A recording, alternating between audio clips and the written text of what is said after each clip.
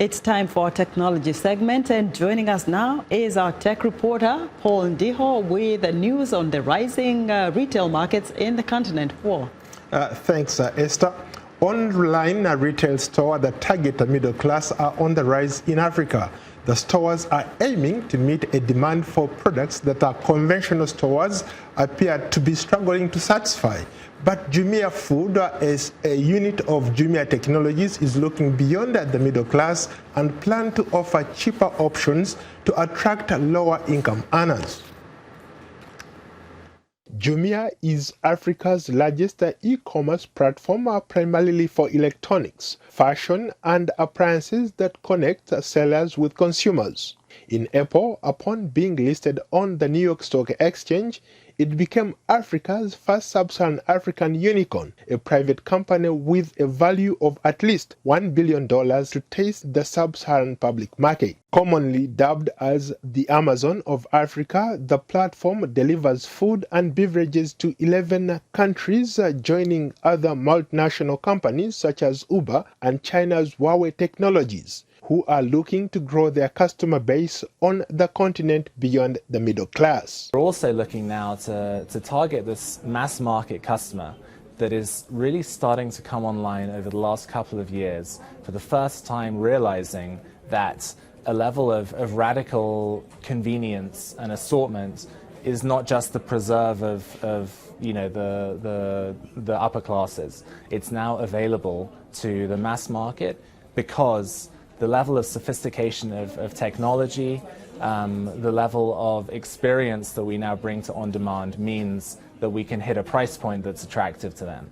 Jumia Food has 1 million customers across 30 African cities, including Lagos and Casablanca. Kenya, however, is its biggest market. Its platform there has 4,000 restaurants offering everything from local cuisine to international fast foods from the likes of KFC, Pizza Hut, and McDonald's. Jumia follows Uber, which introduced low-cost quick trip option called Chap Chap to users in Kenya in 2018. It has also added a motorcycle service in Uganda and rickshaw in Tanzania. 5 years ago, 6 years ago, I considered this to be a food delivery business. And what happened over the years is that we built up a very large base of customers, and we developed an extremely deep expertise in on-demand delivery technology.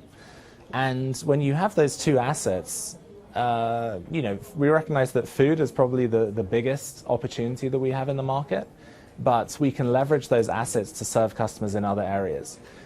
The online giant is betting that as more Africans reach the middle class status, people whose average daily spending is between $2 and $20, according to the African Development Bank, the demand for their services will rise. Africa's growing population is expected to lead to an increase in consumer spending to $2.2 trillion by 2030, from $680 billion in 2018, according to the African Development Bank and other UN agencies. We have around 4,000 vendors on the platform.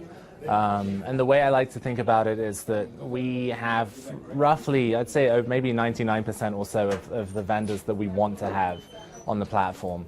On the vendors side, it's not a numbers game. It's really a quality and assortment and trust game. Jumia's shares skyrocketed after an initial public offering on the New York Stock Exchange. It raised $196 million, selling 13.5 American depository shares at $14.50 each, with the expected range of $13 to $16. The Lagos, Nigeria-based tech firm now has over 4 million customers, but critics say the retail platform isn't profitable, despite its sales jumping up by almost 40% to $147 million last year.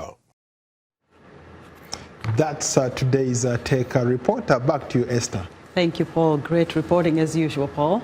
All right, be sure to join Paul Ndiho each Wednesday for another technology segment right here on Africa 54. And that's our show for today. Watch Africa 54 on our website at voaafrica.com. From all of us here in Washington, have a good evening.